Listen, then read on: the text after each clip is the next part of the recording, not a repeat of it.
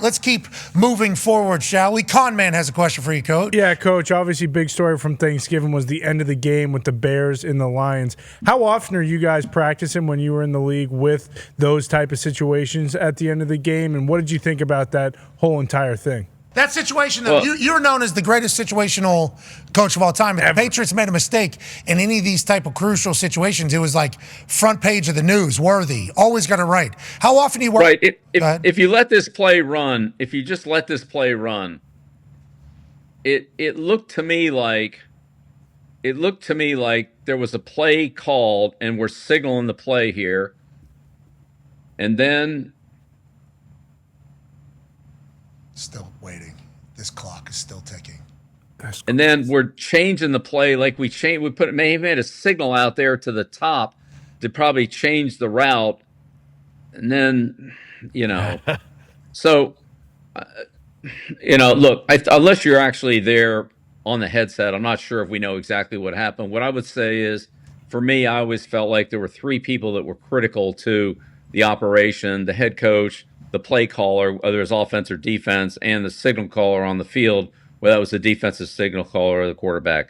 And I think those are the people that all need to be on the same page. And whenever they're not, then that's potential for a problem. So you want to make sure that the communication, if the coordinator's making the call, that you're in sync with the coordinator as a head coach, or if the head coach is making the call, that you're in sync with the quarterback, and so that you're both thinking the same thing in whatever the situation is, whether you're going to try to draw them offside, whether you're going to call a timeout, whether you're going to, and it was a similar situation in the Raider game, where, that was a mix-up and the ball got snapped and so forth.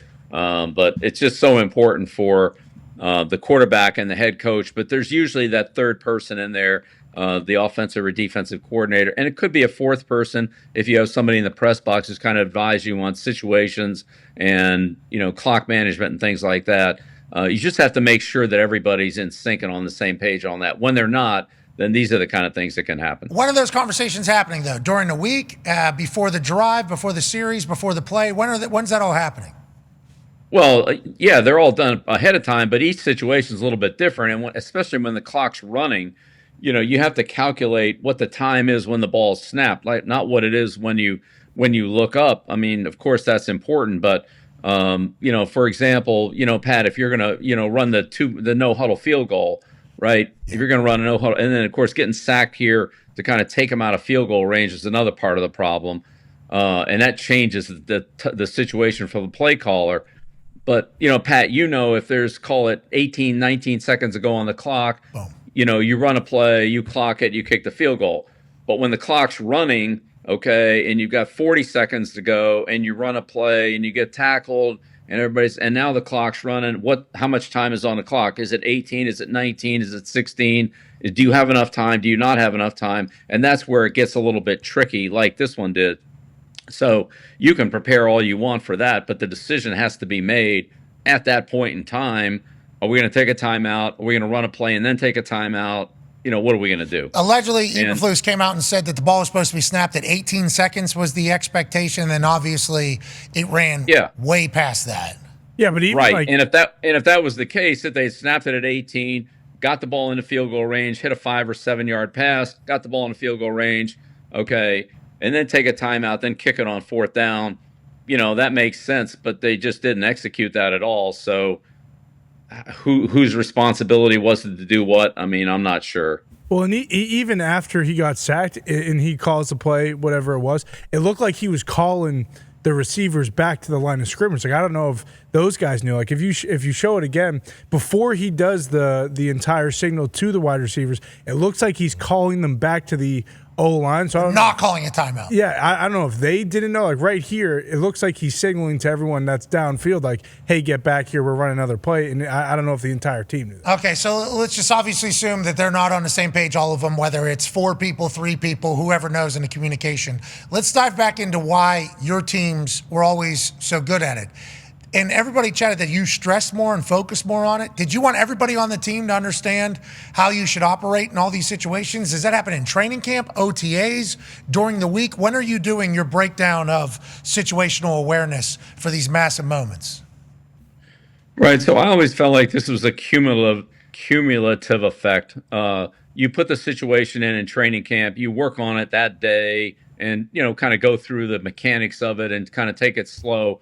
But then after that, you stick the situation in periodically through training camp and through your regular season, so that when it pops up, you revert back to the foundation that you put in training camp. So it starts in training camp, but it works all the way through the season. And each time it comes up, the timing's a little bit different. It could be 30 seconds, it could be 25 seconds, 27 seconds, whatever it is, with each of those situations. And there's multiple, obviously, that could come up. There's probably, in the neighborhood of 50 different ones that you have to deal with in one way or another. And 1 or 2 seconds difference on the clock makes a lot of difference. And so what we tried to do was have one word that described the situation. So if we wanted to get out of bounds, we had a word, for example, bingo, that just told everybody you have to get out of bounds, instead of like yelling, hey, get out of bounds, hey, get out of bounds, hey, bingo. That's it. One word told everybody what they needed to do.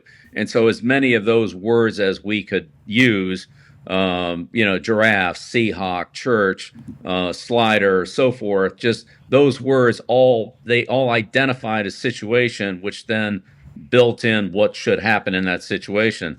I always felt it was important for me as the head coach to be on the same page with the quarterback. And so Tom and I spent a lot of time talking about those situations or watching film of other situations similar that would come up and say, okay, if here's what this team did, we would do that, or here's what this team did, I wouldn't handle it that way. I would do this and then that. And one of the tough situations is when you have one timeout. Do you want to take the timeout early and leave more time on the clock, or do you want to save the timeout so you don't have to scramble on a no-huddle field goal or something like that and substitute at the end? It's just a fundamental. You have one timeout. You can take it early or take it late, either way, but you just want to be on the same page. You don't want the quarterback to be thinking, oh, I thought you were going to take a timeout, and you thinking, well, I'm going to save it. And so I always felt it was important for Tom and I to be on the same page on that. And then if there was a timeout, sometimes we'd be able to talk about it. But if there wasn't a timeout, we had discussed it enough in multiple other meetings and practice review that it was kind of second nature. Yeah, we all are seeing the same thing. We're all seeing this the same exact way. Felt like the wide receivers potentially had one idea. Caleb obviously had two ideas. Tom Bryan was calling it in, had an idea, and then Eberflus, I didn't see him talk one time during. I don't know if he had any idea. Yeah, I don't know if he had any idea. It's tough for it to run out with that timeout. But I know as a young player, playing for Bill, it was almost a level of anxiety, going into practice, because most other teams that I played for, most things were scripted. You know which periods was coming, you knew when it was coming, but at any moment in practice, it could be a special team situation or a red area situation or a 2-minute situation that the players or the coaches wasn't necessarily prepared for, and then you just go over it in practice. So when it happens in the game, you're kind of more aware of those situations. And we met more as a team, I feel like, in New England than other teams. Like in other places, it was only 1 or 2 days that we met as a full unit. In New England, I felt like every day, even game day, we met as a team before, going into it. So I think that all those things, like you said, being cumulative, like it leads up to these type of moments. I love the idea of instead of everybody having to understand every situation, we're just going to tell you exactly what you need to do here. Yeah. Bingo, okay? You don't need to know why. You just need to know to get your ass out. Exactly. I love that. Like, that is easy communication and understanding that reaches everybody. You need to know, though, that everybody that leaves your building, comes to other buildings, goes, what Bill does with situational shit is the way to do it. You need to know that. So and obviously those are ones that win and lose you games. That's literally what wins and loses you games. Well, and I think to D-Butt's point, one thing I always tried to stress was, as he said, the team meetings. So when he's sitting in there as a defensive player, he's hearing what we're telling the offense.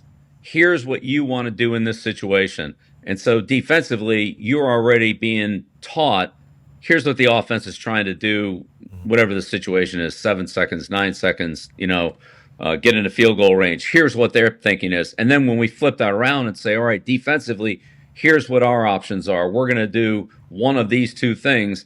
Well, then the offensive players sit there and, okay, is it A? Well, if it's not A, then it's probably B. And they understand, okay, here's what's going on the defensive side of the ball. I always thought that was super helpful for the players to understand not just what are we trying to do, but to really be inside the offensive coordinator or play caller's head of here's what they're trying to do. Because, if you see, there aren't very many situations at the end of the game that are exactly the same. But when you see enough of them over a couple of year period of the head coach or the coordinator or the quarterback, whoever's doing it, there's usually a pattern to what they're trying to do. And you can anticipate maybe not exactly what the play is going to be, but what the concept's going to be. Yeah, I think it worked.